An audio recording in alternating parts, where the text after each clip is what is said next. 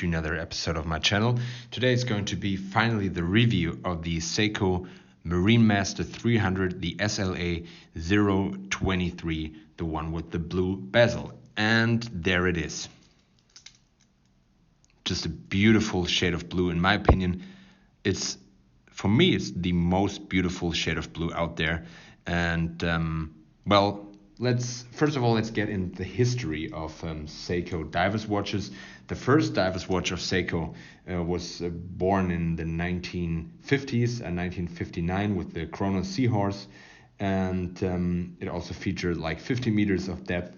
And then in the 1960s, the famous diver watches came, which were reissued in 2017.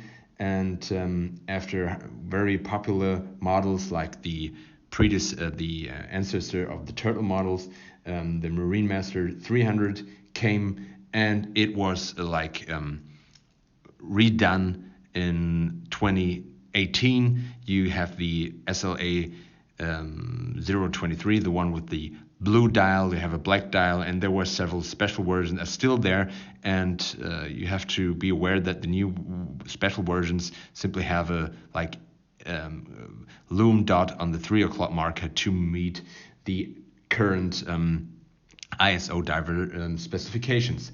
And then let's get to the specs of the watch. It is 15.4 millimeters thick and has a diameter of 44.3 millimeters. And then you will scream, wow, this is just a chunk, a beast of a watch. And well, it is heavy, no question about that. But it is heavy, no question about that. But it works beautifully on a 7-inch wrist.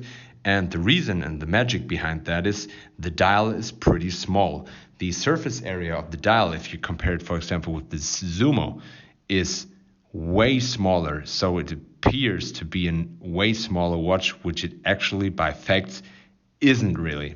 So it's pretty wearable, and it has 300 meters of water resistance. It has 28,800 vibrations per hour, the beating rate, so it's very smooth, smoother than the standard beating you get from the other Seiko Prospex models. The movement is an undecorated Grand Seiko movement, an 8L35, with an accuracy of +15, -10 seconds per day. Mine is within this accuracy rating. It is almost 15 seconds fast per day, which is, in my opinion, for a watch that retails for over 3,000 euros, way too much money. This is simply my opinion on that. What else is there to say? The watch has rather big or long links compared to other dive watches, which appears or makes this bracelet pretty elegant. It also has a special coating to make it less affected by scratches, and it has a diver's extension which is built in, so on the fly you simply press here and you can extend the bracelet. It doesn't look very attractive, and the other thing is it makes the clasp rather bulky.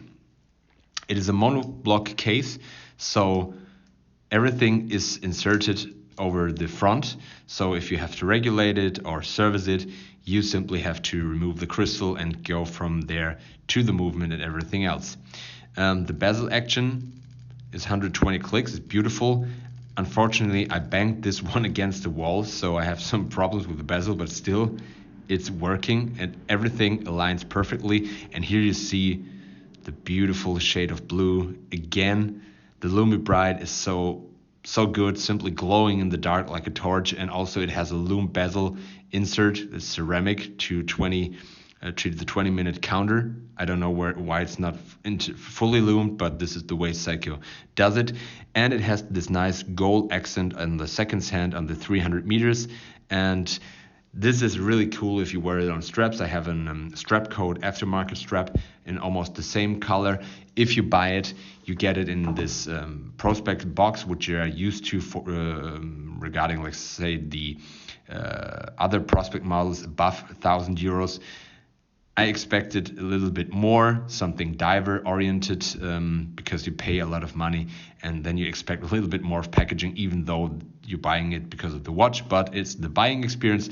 And you get this standard silicon strap, which is a dust magnet. I haven't worn it much, but you see it's fully covered in dust.